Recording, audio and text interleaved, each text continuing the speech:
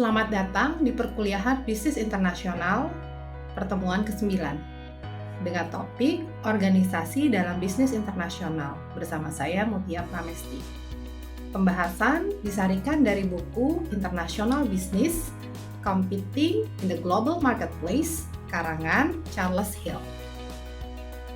Pada pertemuan kali ini akan dijelaskan mengenai arsitektur organisasi dan bagaimana arsitektur organisasi tersebut dapat dicocokkan dengan strategi untuk meningkatkan performa bisnis internasionalnya.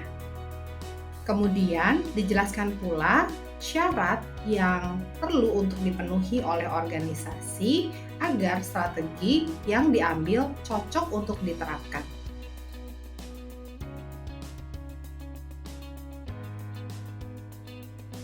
Arsitektur organisasi adalah rancangan organisasi secara keseluruhan dalam sebuah bisnis. Di antaranya adalah struktur organisasi formal, sistem kontrol dan insentif, proses dan budaya, serta orang-orang yang terlibat di dalamnya. Arsitektur organisasi harus cocok dengan strategi bisnis internasional yang dipilih oleh sebuah perusahaan. Dimensi struktur organisasi meliputi sentralisasi dan desentralisasi pengambilan keputusan dalam bisnis dari kantor pusat ke subunitnya. Elemen lainnya adalah mekanisme integrasi dalam berkoordinasi dari divisi ke subunit dalam struktur bisnis internasional. Sementara sistem kontrol adalah bagaimana pengukuran kinerja dalam subunit yang menentukan insentif berupa reward atas pengelolaan bisnis yang baik. Selanjutnya, proses adalah tahapan berjalannya keputusan bisnis yang ditetapkan. Sementara budaya organisasi adalah sistem, norma dan nilai yang disepakati oleh orang-orang yang ada dalam organisasi tersebut. Orang-orang adalah mereka karyawan-karyawan yang direkrut dan diseleksi berdasarkan syarat yang ditetapkan dan mendapatkan kompensasi jenjang karir dalam organisasi tersebut. Lalu apa saja elemen-elemen yang terdapat dalam arsitektur organisasi? Mari kita simak. Berikut ini adalah elemen dari organizational structure. Struktur organisasi dapat terdiri atas 3 dimensi. Yang pertama adalah dimensi vertical differentiation, horizontal differentiation, dan mekanisme integrasi. Vertical differentiation dimaksudkan adalah bagaimana lokasi pengambilan keputusan itu menjadi tanggung jawab dalam struktur. Sementara horizontal differentiation terkait dengan bagaimana penetapan formal division atau struktur formal dalam bentuk divisi dari organisasi ke subunit. Yang ketiga, mekanisme integrasi adalah bagaimana mekanisme untuk berkoordinasi antara kantor pusat dengan subunit.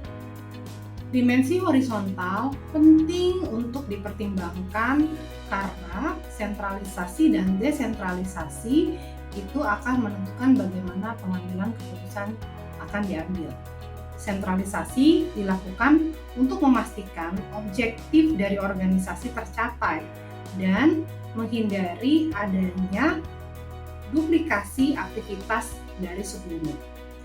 Desentralisasi mengurangi beban keputusan untuk diambil di pusat, sehingga memberikan fleksibilitas bagi subunit untuk dapat mengambil keputusannya sendiri.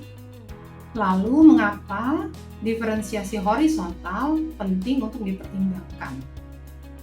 Diferensiasi horizontal memperlihatkan bagaimana perusahaan membagi dalam subunit, misalnya berdasarkan geografisnya atau produknya.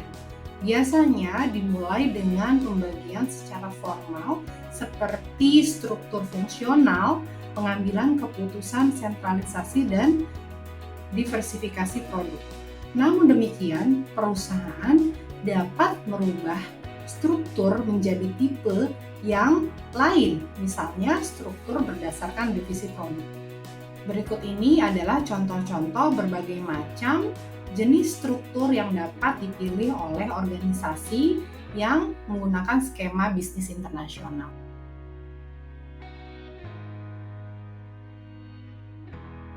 Lalu bagaimana solusi untuk mengatasi problem konflik dalam koordinasi dengan menggunakan struktur sebelumnya pada bisnis internasional? Sebenarnya perusahaan dapat menggunakan dua opsi pilihan struktur berikut ini. Yang pertama adalah struktur dengan Worldwide Product Division. Di sini perusahaan dapat mengadopsi beberapa teknik diversifikasi yang memperbolehkan berkoordinasi secara worldwide dalam penciptaan value creation. Di sini juga dapat diversifikasi berdasarkan produk divisinya. Struktur ini dapat membantu untuk merealisasikan keunggulan dari lokasi dan peningkatan atas dasar experience curve ekonomis. Juga dapat memfasilitasi bagaimana pengalihan core competence dari lokal. Selain itu, local responsiveness juga sangat dipentingkan. Yang kedua adalah worldwide area structure. Pada struktur ini, divisi dibagi berdasarkan area. Terdapat desentralisasi dalam pengoperasian, fasilitas, dan juga pengambilan keputusan, sehingga mengakomodasi local responsiveness. Struktur ini juga dapat sangat konsisten dengan localization strategy. Berikut ini ilustrasi mengenai dua struktur mengenai World Product Division Structure juga Worldwide Area Structure. Gambar berikut ini memberikan penjelasan bahwa struktur organisasi dapat berubah dari masa ke masa. Hal ini bergantung dengan strategi dan lingkungan yang dihadapi oleh organisasi. Setelah menyimak penjelasan mengenai dua struktur sebelumnya yang cocok untuk bisnis internasional, yaitu Worldwide Product Divisional Structure dan Worldwide Area Structure, ternyata masih ada satu struktur lagi yang dapat dipilih oleh bisnis internasional, yaitu Global Matrix Structure. Global Matrix Structure merupakan gabungan antara kedua struktur yang sudah dipelajari sebelumnya, yang mengakomodasi divisional dari produk dan juga area. Ada beberapa ciri yang dapat menjadi karakteristik dari struktur ini. Karena menggabungkan kedua struktur, baik produk maupun area, maka di sini terdapat dual decision making, yaitu dari product division dan juga yang berasal dari geographical area. Sehingga keduanya memiliki tanggung jawab dalam menjalankan keputusan operasi. Kemudian hal ini dapat menjadi sangat birokratik bagi organisasi dan sangat lambat dalam pengambilan keputusannya. Hal ini juga dapat memunculkan konflik antar area dan produk divisional, sehingga memungkinkan adanya pointing fingers antara satu area dan produk divisional yang lainnya. jika terjadi sesuatu yang salah. Namun demikian, global matrix structure menjadi lebih kompleks dan dapat mengakomodasi dari keunggulan dari dua struktur sebelumnya.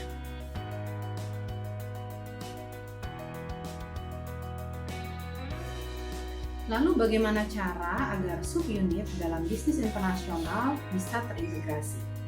Melalui mekanisme dalam struktur, organisasi dapat melakukan integrasi formal yang paling sederhana dengan cara melakukan direct contact atau kontak langsung dengan manajer di subunit atau menunjuk seseorang yang berperan sebagai perantara atau liaison role.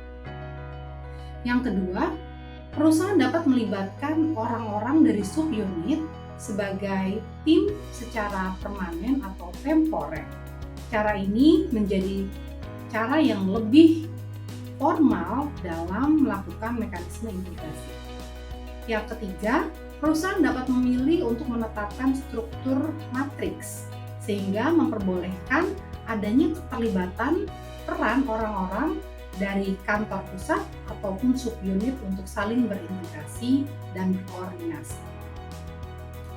Tingkatan mekanisme integrasi yang paling rendah berlangsung pada strategi lokalisasi, dan yang paling kompleks itu terjadi pada strategi transnasional. Perlu diantisipasi oleh bisnis bahwa koordinasi dapat menjadi sangat kompleks karena adanya perbedaan tujuan yang dipahami oleh subunit.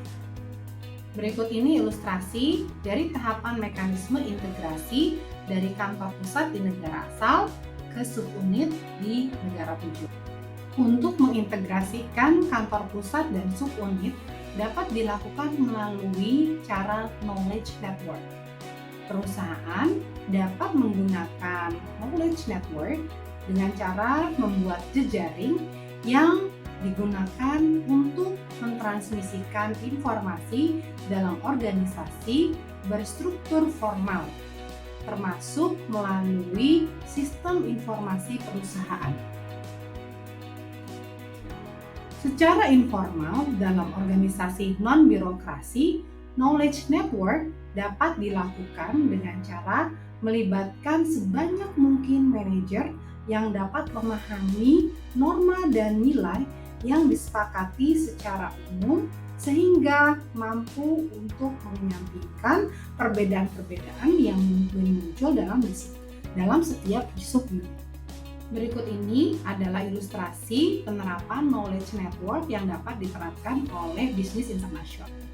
Lalu apa saja jenis sistem kontrol yang dapat dipilih oleh perusahaan berskema bisnis internasional? Terdapat 4 jenis sistem kontrol yang dapat dijalankan. Di antaranya adalah sistem kontrol personal, sistem kontrol kultural, sistem kontrol birokrasi, dan sistem kontrol output. Sistem kontrol personal biasanya dilakukan pada perusahaan kecil dengan cara menggunakan kontak personal pada subordinat.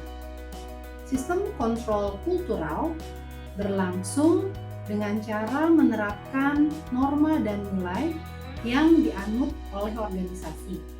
Biasanya efektif dijalankan ketika organisasi memiliki budaya yang kuat.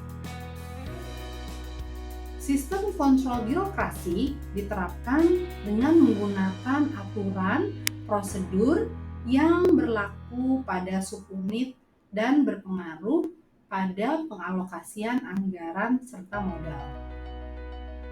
Sistem kontrol output diimplementasikan dengan cara menetapkan tujuan dan objektif tertentu untuk dapat dicapai dan dijadikan acuan dalam pengukuran kinerja.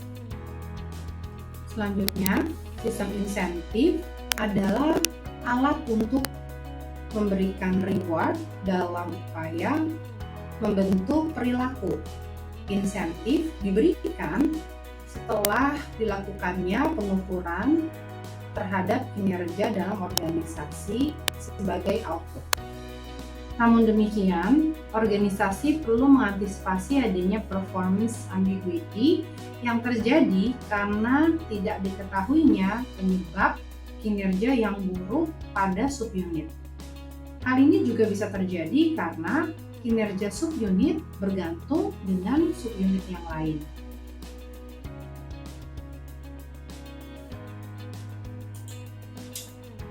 Performance ambiguity mungkin terjadi pada perusahaan dengan strategi global standardization dan semakin tinggi berpotensi terjadi pada mereka perusahaan yang mengadopsi strategi transnasional. Berikut ini adalah tabel yang menggambarkan hubungan antara strategi, sistem kontrol, dan insentif. Yang pertama, pada strategi lokalisasi, terdapat ketergantungan yang rendah pada kantor pusat. Demikian juga performance ambiguity dan biaya untuk sistem kontrol juga rendah.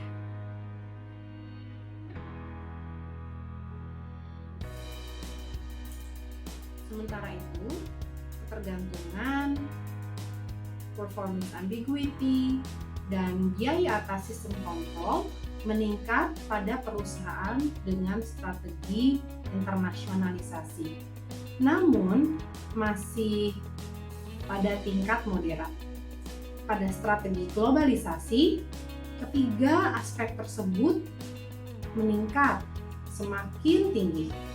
Dan yang paling tinggi terjadi pada perusahaan dengan strategi transnasional. Kemudian, apakah hubungan arsitektur organisasi dan strategi? Pada perusahaan yang mengimplementasi lokalisasi, tentu berfokus pada local responsiveness. Oleh karena itu, dibutuhkan mekanisme integrasi yang tinggi, sehingga performance ambiguity dan biaya atas sistem kontrol yang dibebankan menjadi rendah.